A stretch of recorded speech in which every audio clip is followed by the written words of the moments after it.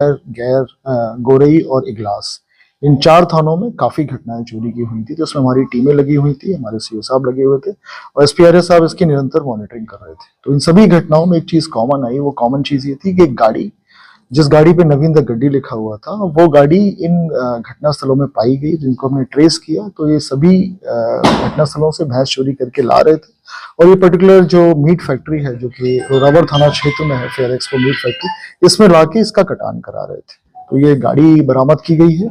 इन्होंने कल early morning में आगरा में भी एक घटना की थी, वहां से भैंस चोरी लेकर आए थे, वो 2 भैंसें भी बरामद की गई हैं।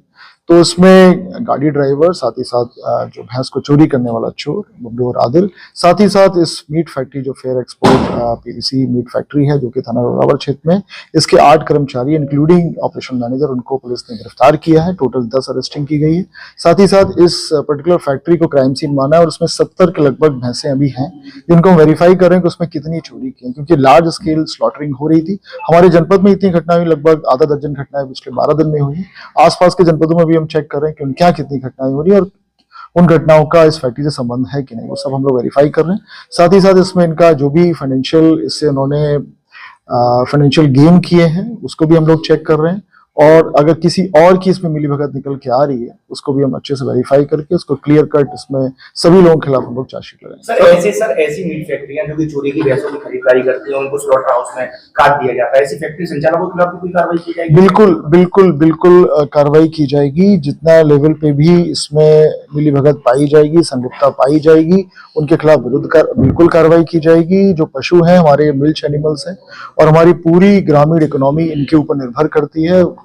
कई लोग मेरे पास आए थे पिछले 12 दिनों में, उन्होंने शिकायत की थी कि सर बहुत ज्यादा भैंस चोरी हो रही है। उसमें एक पर्टिकुलर किसान की तो लगभग 1.5 लाख की भैंस थी और वो बड़ा दुखी था। तो कम से कम इस वर्कआउट से आने वाली चोरियां रुकेंगी और हमारे किसानों को राहत मिलेगी। साथ ही साथ 107 बीएनएसएस की भी कार्रवाई की जाएगी, तो उनकी संपत्ति और प्रॉपर्टी सब कुछ अच्छी तरीके से जब्त किया जाएगा। जो मतलब कई तरीके के बच्चे हैं, छोटे बच्चे हैं, उनको पठान करते हैं, तो क्या इसके खिलाफ भी कार्रवाई? बिल्कुल बेसिकली जहां स्लॉटरिंग हर एक एनिमल की नहीं हो सकती, खास तौर पे छोटे एज के जो बच्चे होते हैं भैंस के, उनकी नहीं हो सकती। जो प्रेग्नेंट भैंस हैं उनकी नहीं हो सकती, खासतौर पे जो दुधारू, उनकी भी नहीं हो सकती। तो इसमें ये क्योंकि चोरी की भैंसों का कर रहे थे, तो बिना देखे, बिना कुछ किए, साथ ही साथ कोई डॉक्टर्स भी इसको चेक नहीं कर रहा था कि मेडिकली फिट है कि नहीं, और पूरी तरीके से स्लॉटरिंग हो रही थी। तो हर एक बिंदु की जांच की जाएगी, जिसमें छोटे बच्चे हों, चाहे प्रेग्नेंट हों, चाहे वो उनके एज ग्रुप की। एक टीम बनाई जाती है जिसमें सीबीओ होते हैं, प्रदूषण का हेड होता है और प्रशासन की टीम रहती है। तो सर क्या ये टीम चेकअप नहीं करती, जबकि एक डॉक्टर परमानेंट बैठने का?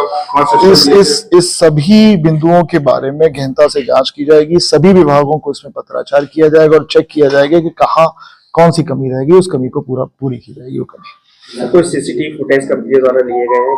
सीसीटीवी फुटेज हमने इसमें प्रेस नोट में लगाई भी है, जिसमें आपको गाड़ी मिल जाएगी घटनास्थल पे चोरी करते हुए, साथ ही साथ वो जो फैक्ट्री उसमें जाते हुए। ये कर तो अभी फिलहाल हम इंटरोगेशन कर ही रहे हैं, लेकिन जो हमारे पास पिछले 12 दिनों में बहुत घटनाएं हो गई। पहले क्या था कि कुछ गैंग सक्रिय थे, जिसमें एटा के गैंग थे, कासगंज के गैंग थे, वो सक्रिय थे, हमारे जनपद के भी थे, उनको हम लोगों ने वर्कआउट कर लिया था। खासतौर पे जो अतरौली की घटना हुई थी, अतरौली पाली की, उस तरफ की घटना, जवा की घटना हुई थी।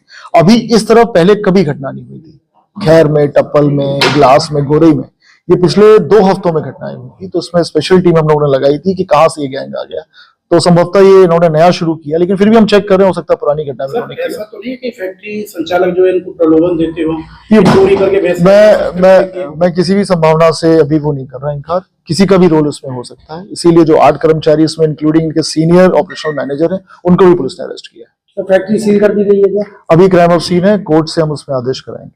कोर्ट के आदेश के अनुसार फैक्ट्री है उसको लीगल पुलिस आइडेंटिफाई करेगी, किस तरह से वहाँ पे अभियान चलाएगी, जैसे वो लाते हैं गाड़ी की चेकिंग करेगी? बिल्कुल, इसमें क्लियर कट डायरेक्शंस दी गई थी कि जो भी गाड़ियां आ रही हैं चेक कर लिया जाए कि गाड़ी चोरी की तो नहीं है, उनके जो ड्राइवर स्टाफ आ रहा है कहीं उनका कोई क्रिमिनल हिस्ट्री तो नहीं है। साथ ही साथ जो भी भैंसें गाड़ियों से उतर रही हैं वो कैमरे के सामने उतरे हैं, जिससे क्लियर कट पता चले कितनी भैंसें आई थी, प्रॉपर रजिस्टर में उसका डॉक्यूमेंटेशन हो, जिससे कभी भी पुलिस चेक कर सके कि कहीं उसमें कोई चोरी की गाड़ी तो नहीं है, कहीं कोई क्राइम सीन में गाड़ी इस्तेमाल तो नहीं हो रही। साथ ही साथ डॉक्टर्स की ड्यूटी जो चेक कर सकें कि वो बफेलो जो पशु है जो जिसके लिए कटान जायज है वो मेडिकली फिट है कि नहीं, ये सब के लिए होना चाहिए था, वो सब चेक किया जाएगा। और निरंतर इसको हम लोग चेक करते भी रहते हैं, बताते भी रहते हैं, लेकिन अगर कोई इसमें उल्लंघन करता है इन सबकी सभी शर्तों का, एसओपी का, तो उसके खिलाफ कार्रवाई भी की जाएगी। इनके कोई आपराधिक इतिहास जो पकड़े गए हैं, आपराधिक इतिहास क्या है इनके जो पकड़े गए हैं? आपराधिक इतिहास भी चेक कर रहे हैं इसमें कि अभी